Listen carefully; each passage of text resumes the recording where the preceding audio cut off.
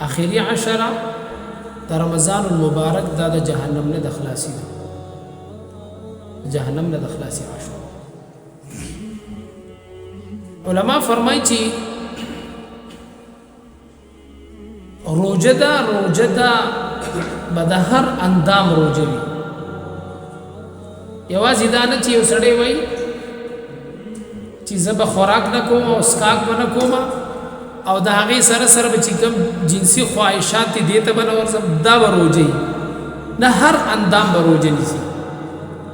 د ژبې به روجه وي د غیبت نه نبی علیہ السلام زمانه کې نبی علیہ السلام په یو قبر باندې تیر شو نو هغه قبر ته عذاب ورکړل کېدو نبی علیہ السلام چې کله په دې دوه قبرونو تیرې دي نو هغه ته عذاب ورکړل کېدو نبی علیہ السلام فرمایل چې دې دوه قبرونو ته عذاب ورکړل کېږي د نبی علیہ السلام دا غي وضاحت وکړو چې د دې دوه قبرونو ته چې په کم سیز عذاب ورکړل کېږي یو قبر والته عذاب ورکړل کېږي د چغلې په وجبانه چې دبه چغلي کوله د دوه مسلمانانو په منځ کې یو ته به یو شاده خبره کول د یو خبر به یو تر وړل د بل خبر به بل تر وړل نبی علیہ السلام فرمایل دا غي په وجبانه عذاب هغه ته ورکړل کېږي او دویم نبی علیہ السلام فرمایل دویم کس ته چې عذاب ورکړل کېږي دی به د ځان د وړو بولو نه ساتلو د هغې په وجه ته عذاب ورکړل کېږي علما فرمایي چې روژه به ستا د ژبې هم وي په دې به کنزل نه کوي په دې به دروغ نه وي په دې به غیبت نه کوي په دې به څوک رټې نه زمونږ استاد خو روژې لیکن زنانو ته کنزلي کوو او عام طور باندې زمونږ د پښتنو جګړې هم د روژه ماتي په ټیم کې بچی ته قارېدل بچی وهل زنانه چې کوم دې په مالګه په کمی او زیاتی باندې رټل روټۍ کې څه کمی زیاتی راشي نو موتا د روژه ماتي په ټیم کې کنزل کو دا زما استاد د پښتنو یو شعار دی حالانکه دا داسې بختور ټیم نه چې دې ټیم کې دعا مختل بکار دی استاد کنزل کې ویل کې خیره کې استاد دا دعا او دا بد دعا دا خیره الله جل شانه په دربار کې قبول شي تباہی سردزان هم مخکو خپل اهل و عیال د دې وجې نه د روژې د ټول اندامونو به روژې ستا لاس به غلط سیز ته هغه به غلط سیز حرام سیز به رااخلي نه ستا سترګې به نارواو ته ګوري نه ستا غوږونو به روژې دا به په ناروا اوري نه نوجوان مخکې به داسې و چې به د رمضان المبارک کې به د الکانو به چې کومه ګاړې به چلو یا به سورو په دې کې به د ټیپ استعمال کم او د سندرو د غانو اوریدل به کم اوس دا یې هم ختم شو په دې روژه کې هم زما غوږونو داسې واورېدل چې اکثر په ګاړو کې ځان د ټیپ هم لګولي او په هغه کې غانې بجاني دا روژه نه ده دا ګناهونه رالګي او استاد روژې چې کوم انوارات دي هغه ختمي هغه انوارات هغه ختمي ځکه د اعمالو یو خاص اثر وي موسی علیہ السلام زمانه کې یو ډېر لوی طبيب تیر شوی دی یو ډېر لوی حاکم دغه حکیم او طبيب دنه موسی علیہ السلام پیژندو نه موسی علیہ السلام د پیژندو خدای ورېدل چې بنی اسرائیل کې یو ډېر لوی نبی دی او هغه مبعوث شوی دی او دغه رنګي موسی علیہ السلام دا حکیم نه پیژندو چې دا دومره لوی حکیم دی او دومره لوی طبيب او ډاکټر دی نو یو موقع کې د دوه ملاقات مخامخ وشو دا حکیمان دا په خلګي موسی علیہ السلام را روان دی د موسی علیہ السلام د چهره کې یو نورانیت د نبوت نوري نبوت پروت نو د په دې حکیم په دې ذهن کې یو سوال رالی چې دا دومره بهترین چهره والا خپل نورانی شخصیت ته راځه زما یو سوال چې هغه تی وکړو نو سوال د موسی علیہ السلام نه وکړو چې دا ټول مصیبتونه غشي شي او اسمان چې کوم دي دا لیندشي مثلا کمان شي او وشتون کې الله شي نو آیا د خلاصي لوري به کمزي اسمان لینده ده او دا ټول مصیبتونه او دا ټول سیزونه غرونه دا غشي دي او د قرنګ شتون کې الله پاک دی نو د بچ کېدو زی به کمزي موسی علیہ السلام جواب ورکو چې الله شتون کې د چې څوک د الله خواته رااله دا سړی به بچو ځکه دینه مخامخ ورزي د په سایډ باندې بس رااله او د وشتون کې خواته جو خور دی دو دی به د ټولو غشو د وریدونه به دی بچي نو دی حکیم وی افلاطون دا د موسی علیہ السلام په دور کې تیر شوی دی افلاطون واستغند کې خلق دا جواب ورکول کی ما ته دا معلومه شو چې ته د چرته د بنی اسرائیل پیغمبر خو نه موسی علیہ السلام یما ما وی چې دا قسم جواب دا نبی ورکول شي بل څوک نشي ورکول ایمان یې راوړو دی افلاطون ایمان دی مؤمن تیر شوی دی افلاطون موسی علیہ السلام ته تاسو کو چې السؤال نصف العلم دا سی جمله ذکر کړی چې سوال کول دا خو نیم علم دی دا دومره بهترین سوال خو هر څوک نشي کولای دا راته وجه دا علم د کوم ځای حاصل کړي او تاسو کې د دوه ملاقات وشو الله ولا تعارفهم کې یو بل باندې یو بل پیجني دور دې حکیم افلاطون یما موسی علیہ السلام ورته فرمایل داسي ستاسو جواب دا سوال دا معلومیږي چې دا سوال هر څوک نشي کولای بهرحال مقصد دا و چې د افلاطون راولګي د موسی علیہ السلام د نورانی چهره نو پیجندو چې دا مخ مبارک او دا نورانی چهره دا د لوی شخصیت کې دي چې ځکه دې سوال د دې وجینا د روجي د هغه چې کم زموستانه مطالبه دا او روجي چې سغواړي اقشاد روجي نیول دا نورانیت په مخ کې پیدا کړي او چې کله ته به ګناهونه کې ستاسو د مخ نورانیت د روجي اثرات چې کوم دې ختمي ګناهونه چې کوم دې ختمي دو حدیث ذکر کو اگر که کلام به علماء کړي علماء به څه کړي علماء به کلام کړي کلام دا دی چې نبی علیہ السلام یو روایت ته چې جبرئیل علیہ السلام نمایو خبر اوریدل او جبرئیل علیہ السلام فرمایل دا ما دا الله نه اوریدلی دا چې د قیامت په ورځ به یو داسي نوجوان په داسي حال کې راوستل شي هغه ډېر جاړي او خفه وي او فرشتي بر علی کې دوی به د وسلو په کوړو باندې وਹੀ او مخ کې به شړي ګروزونه به وسري د وسمري پاګې به وي او دا کسبه زر کال پوری دا आवाज کی الامان الامان دا کسبه چغي به او بیا به هم د سوق आवाज نه اوري دی به الامان الامان وای لیکن د په طرف ته بسوق التفات هم لګي او بیا با دی الله ته په دې حال کې پیش کړی شي الله جل شانه به فرشتو ته فرمایي دا سړی پړ مخه جهنم ته وځي نبی علیہ السلام فرمایي ما د جبرئیل علیہ السلام ته پوسو کو جبرئیل چې دې په کومه خبر باندې داسې کړي چې الله پړ مخه جهنم ته ورځي او زر کال پوری الامان الامان وای او فرشتي خو رحم دلی او الله جل شانه رحیم دی او دا الله رحم بي انکی دا وسو وجدا په جبرئیل علیہ السلام راتو فرمایل چې دا با او دار توخه دا جبرئیل علیہ السلام دار توخه چې دا سوق دی نبی علیہ السلام فرمایي په جبرئیل علیہ السلام راتو فرمایل شاب من امتک دا ستاد امت یو نوجوان دی څنګه نوجوان دی داسې نوجوان دی چې نبی علیہ السلام فرمایي ما دي تاسو کو چې د دې نوجوان ګناه صدا په ګناه دادا چې ادرک شهر رمضان د رمضان المبارک میاشت بیا مونږ فعصى الله فيه او په دې رمضان کې هم ګناهونه کول جګړې کول د مسلمان سره ظلم کو پناف تول کی کمې کو او د غرنګي د مور پلار نافرمانی کولا گاونډیانو ته ضرر رسو دکاندارو د چې ګمدې په اساس کې ملاوټ کو او دغه رنګي کور کې چې کوم دی زنانه دي په اور کې ولاړې دا نقصانات په روزه کې کول. او بیا یې فرمایل ولم یستغفر الله دا الله نه د دې ګناهونو بخنه مونږ غوښته چې الله پاک په اول عشره کې مو وکړه زما توبه د نور با دا ګناه نه کو دیم عشره را باندې د مغفرت رااله یا الله زما بخنه د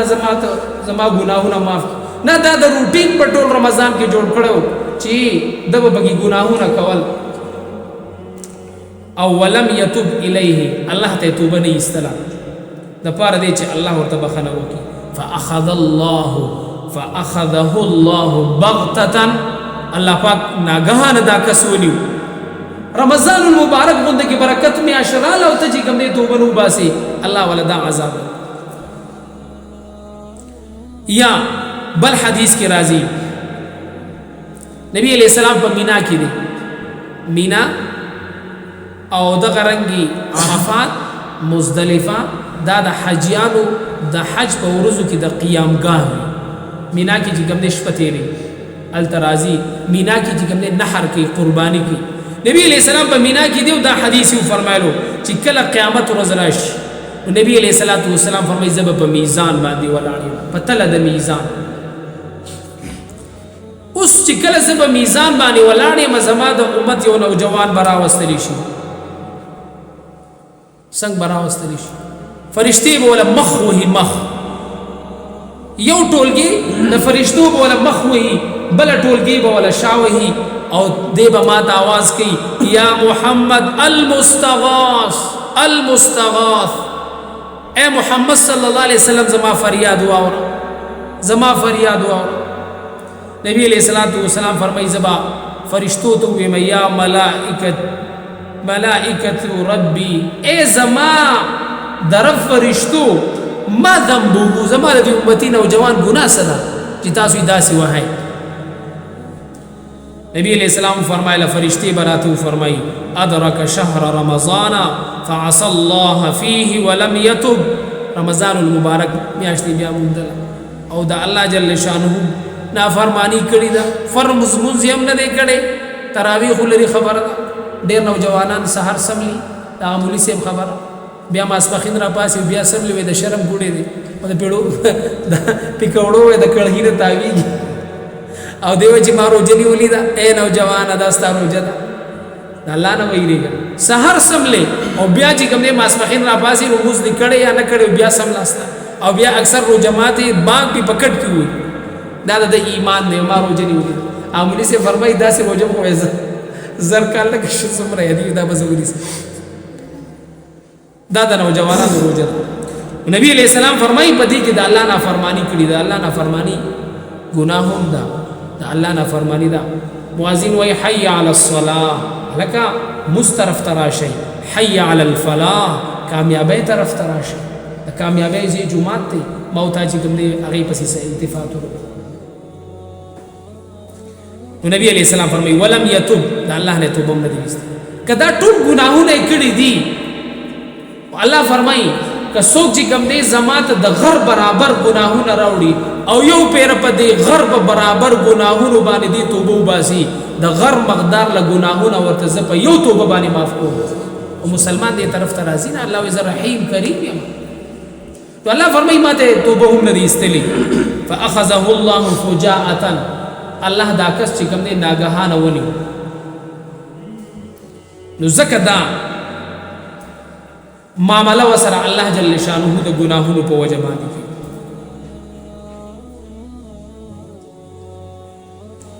نبی علیہ السلام فرمائی زبد کستو وی ما هل قرأت القرآن آیت قرآن لستلې دي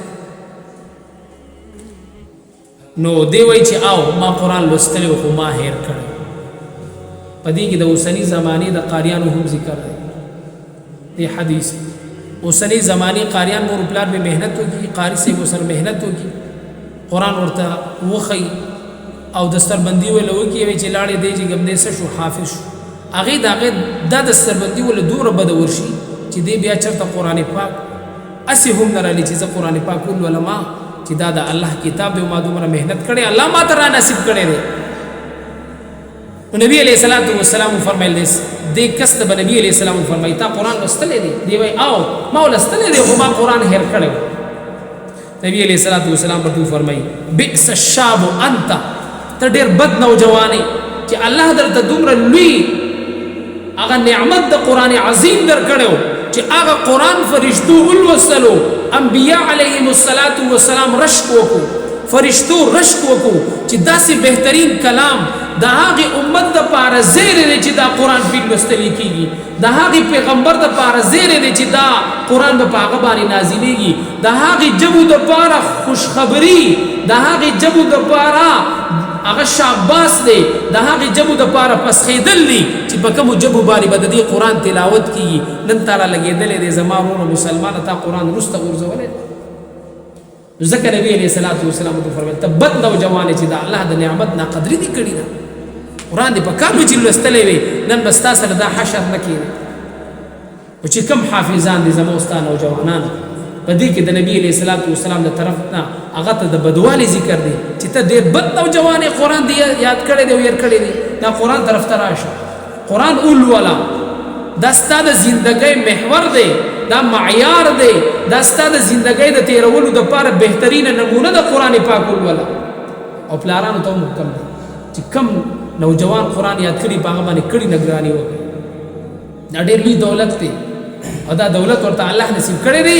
نو چې دا حد ته ورسي او دا یاد کړي ځکه د قیامت په ورځ به د ټولو نه بدترین عذاب د چا وي د هغه کس وي چې قرآن یاد کړي وي بیا هېر کړي وي د سر به چقني کولی شي په داسې ګرز باندې به فرشتې د سر وي چې هغه به ټوکړې ټوکړې شي بیا به جوړ شي بیا به ووهلی شي بیا به ټوکړې ټوکړې شي لہذا یا خو خپل بچی باندې حفظ فرض نه دی واجب نه دی سنت یا د مستحب په درجه کې که مونږ وویلو اول به حفظ مه کوئ خو چې وایي کړو بیا کړی نګراني وکړئ چې هسې نه په دې عذاب کې ځکه د قیامت په ورځ به دوه څیزونه ډېر لوی شفاعت کوي نبی علیہ السلام په دې حدیث کې فرمایي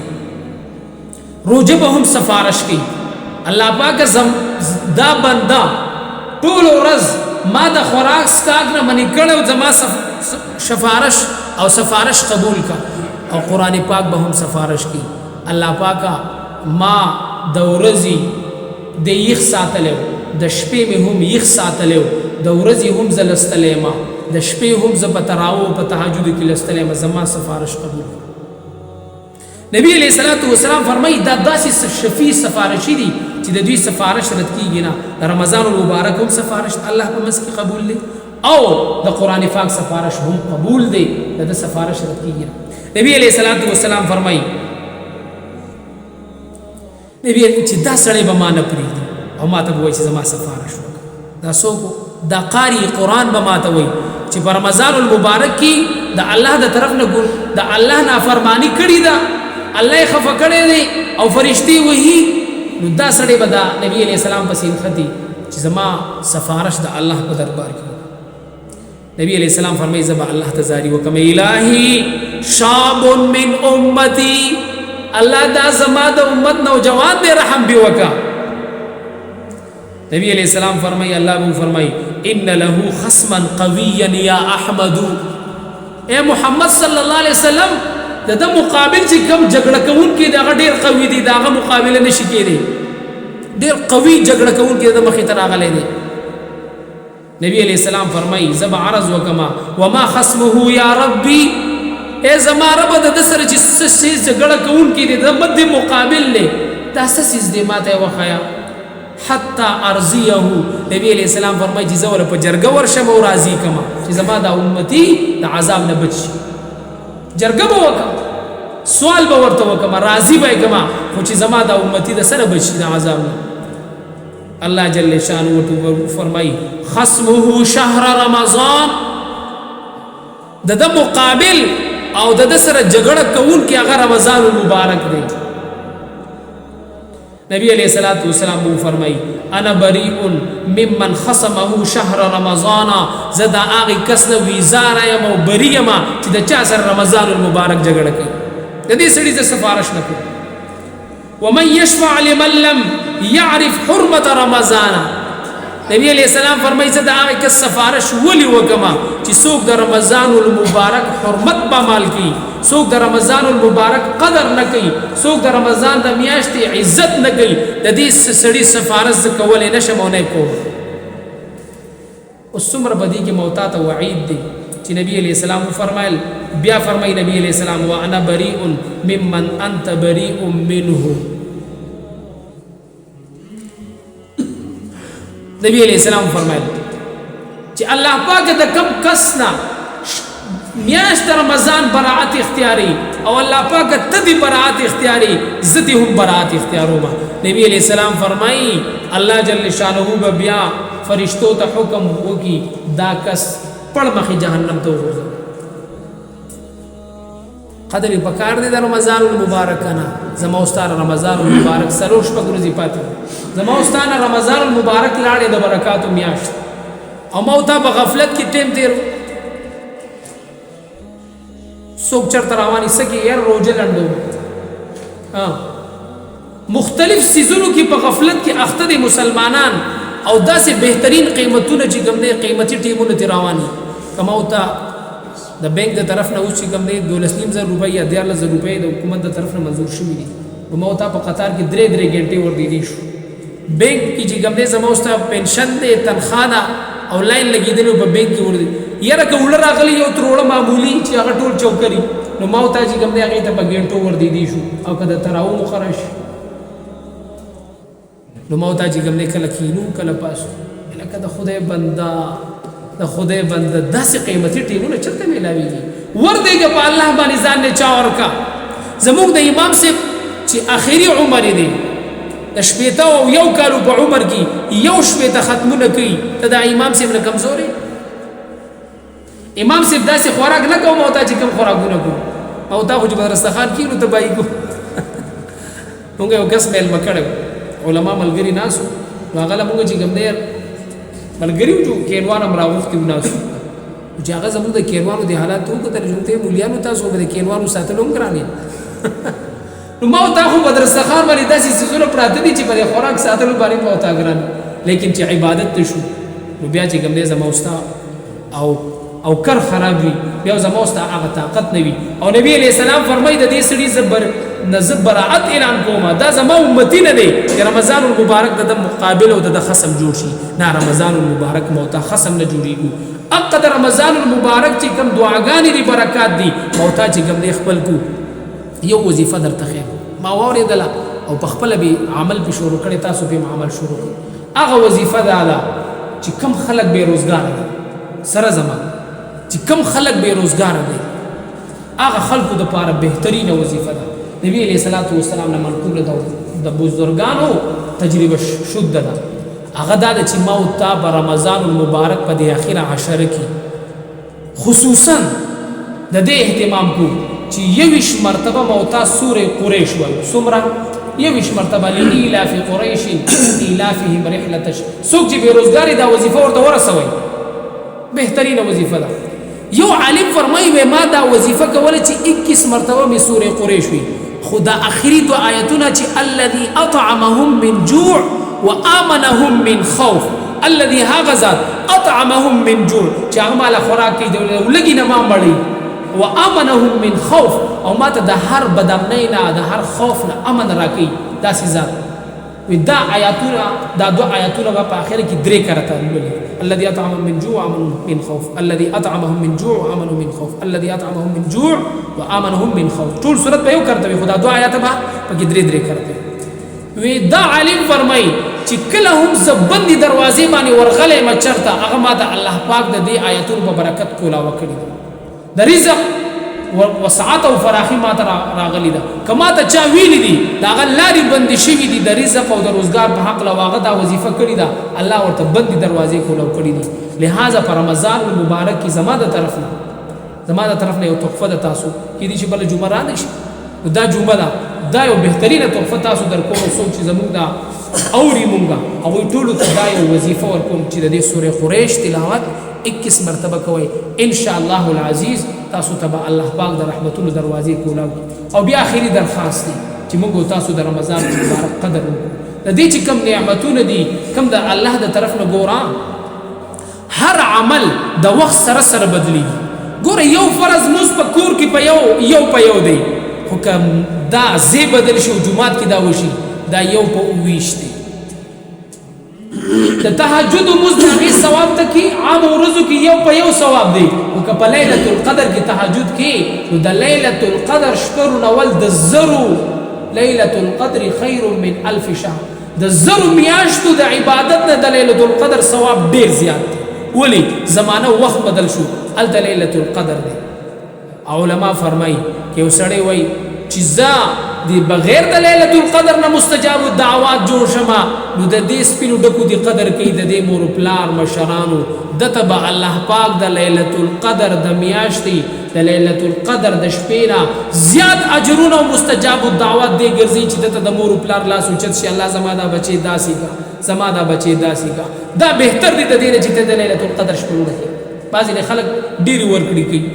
درستخانونه یې لګولي او په دې نورو خلکو باندې ډېر ماله کور کې رور نه هري کور کې د پلار خفه دی کور کې د مور خفه ده ګاونډی دی چې کوم دی په اور کې ولاړ دی او دی وایي راشه چې کوم دی زه د خلکو سره ښېګڼې کوم نه د ښېګڼې زی مور او پلار دی نبی علیه السلام فرمایي چې زه د فرض مونځ باندې ولاړ یم او ما ته مې مور آواز کړی وی کاش چې زما مور جمدی نبی علیه السلام څه فرمایي کاش چې زما مور جمدی وي زه د ماسخوتن په مونځ ولاړ او ما ته وی چې محمد او ما سلام جر باسلی مور ته ورته غاړه وتی وی چې مور وایه څه حاضر خدمت یم څه خدمت دی نبی علیہ السلام ارمان کړي او تعالی الله پاک مور پلار نعمت چې د چا شته د دې قدر لہذا دا زما استاد لیلۃ القدر دی او کما تعالی لیلۃ القدر لیدل غواړو د دې مور پلار په دعاګانو کې دی الله جل شانه دی موږ تاسو ته په دې ټوټه ټوټه خبرو باندې د عمل کولو توفیق راکړي